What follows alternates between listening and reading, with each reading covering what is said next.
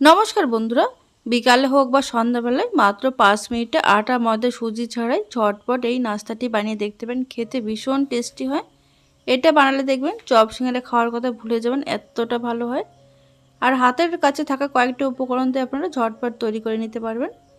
তার জন্য দেখুন এখানে আমি নিয়েছি 2 চামচ গ্রেট করা গাজর, নিয়েছি রেড বেল পেপার বা লাল ক্যাপসিকাম, তারপরে নিয়েছি পেঁয়াজ কুচি 1 টেবিল চামচ, এর মধ্যে দিয়েছি স্বাদ অনুযায়ী কাঁচা লঙ্কা কুচি, দিয়েছি সামান্য জিরে, তারপরে দিয়েছি চিলি ফ্লেক্স, দিয়েছি বেশ কিছুটা পরিমাণে ধনেপাতা কুচি।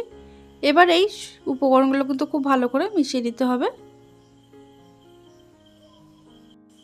এখানে আপনারা আপনাদের পছন্দ অনুযায়ী ভেজিটেবলসগুলো মিশিয়ে নিতে পারেন। এবার দেখুন এর মধ্যে দিয়ে দিচ্ছি আমি 3 চামচ মতো বেসন, দিয়ে দেব 2 টেবিল চামচ মতো চালের গুঁড়ো। এতে করে বেশ মুচমুচে হবে আর খেতেও কিন্তু ভীষণ ভালো হবে। আর এই স্ন্যাক্সটি কিন্তু একদম কম তেলে তৈরি করা হয়। এবার এর মধ্যে আমি দিয়ে দিচ্ছি স্বাদ মতো নুন,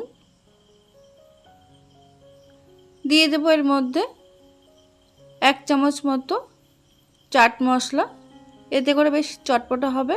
এখানে চাট মশলা না থাকলে আপনারা এর মধ্যে সামান্য লেবুর রসও মিশিয়ে নিতে পারেন। এবার এই শুকনো উপকরণটা খুব ভালো করে মিশিয়ে নিতে হবে আগে।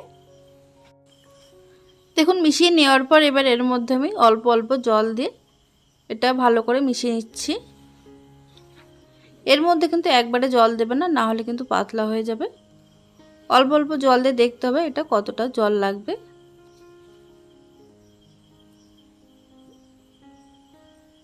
এর মধ্যে আমি 1/4 কাপ জল দিয়েছি, জল দিয়ে এটা খুব ভালো করে মিশিয়ে নিচ্ছি। এদিকে সবজিগুলো রয়েছে, সবজির থেকে কিন্তু একটু জল গলবে।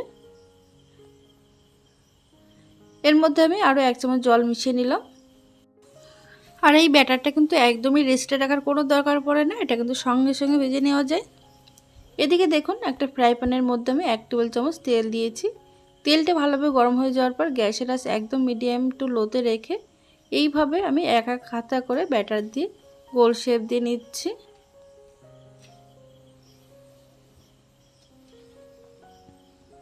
এটা যেমন এমনি খেতেও ভালো লাগে, তেমন কিন্তু টমেটো কেচাপ হোক বা ডাল ভাতের সঙ্গেও খেতে দারুণ লাগে। দেখুন এইভাবে গ্যাসের আঁচ লো টু মিডিয়ামে রেখে কিন্তু 1 থেকে 1.5 মিনিট রাখার পর এগুলোকে আমি উল্টে দিচ্ছি।